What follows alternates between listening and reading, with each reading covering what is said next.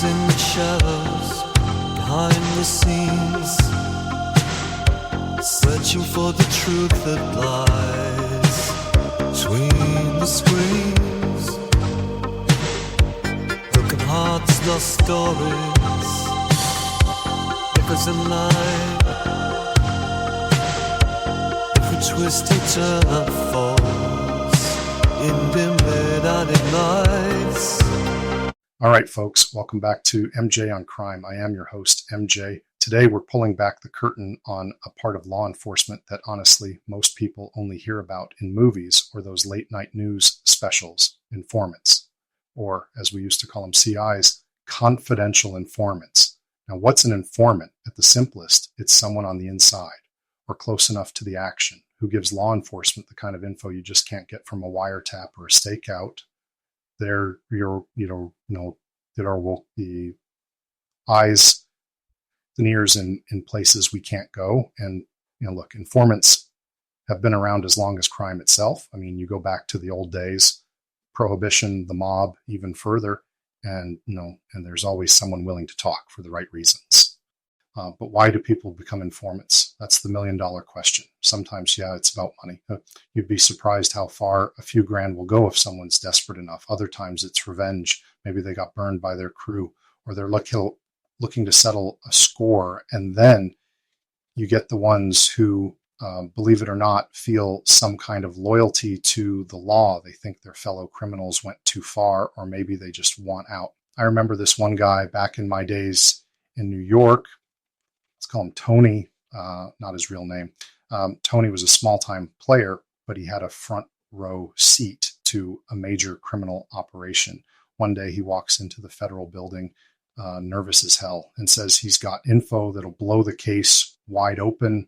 We're all skeptical, right? However, his information ultimately led to several arrests and prosecutions in a major case. Tony changed the whole direction of the investigation. Sometimes it's the least likely person who makes the biggest difference.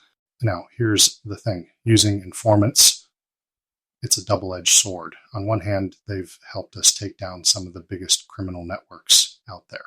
I mean, you look at the fight against organized crime in the 80s, especially with the FBI, or more recently, terrorism investigations. Informants were significant resources and reasons for success. Without those inside voices, a lot of those cases would have gone nowhere. But, and this is a big but, it's not all sunshine and handcuffs. There's always a risk. You got to ask yourself, is this person telling the truth, or are they feeding you what you want to hear?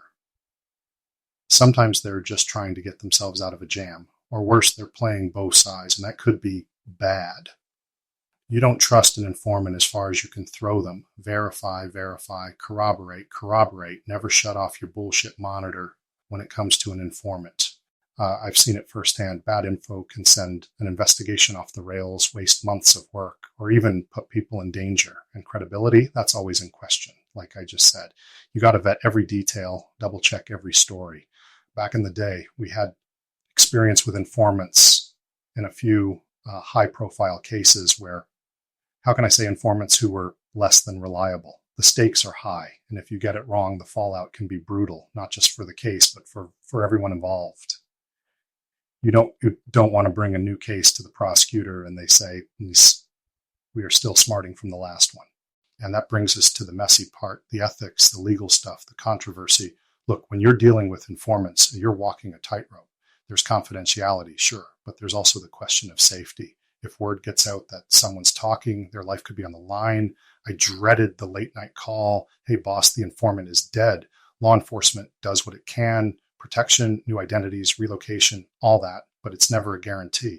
And sometimes, honestly, the system gets abused. Maybe a handler gets too close, or someone looks the other way when an informant crosses a line.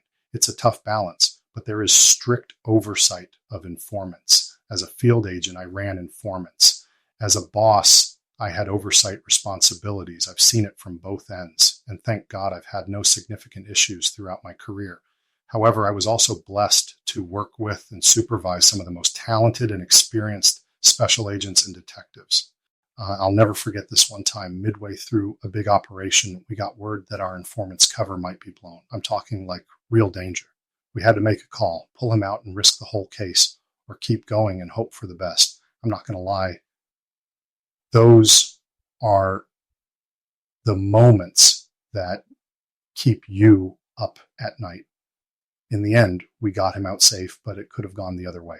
That's the reality. These aren't just names on a file. They're people. They may be bad guys too, and the stakes are life and death.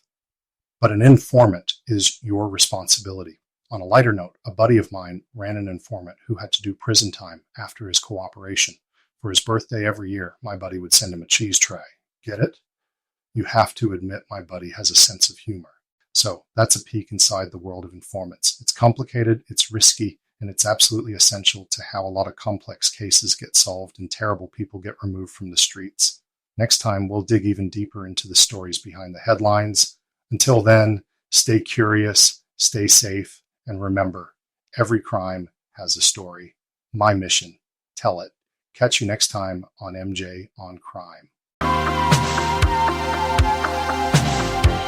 Whispers in the shadows, behind the scenes, searching for the truth that lies between the screens.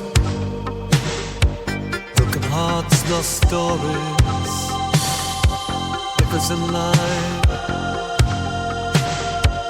Every twisted turn unfolds in dim midnight nights. Darker journey where the secrets lie. Footsteps echo softly as we seek the light. Voices of the past call, whispers on the breeze, digging through the layers with every chilling tease.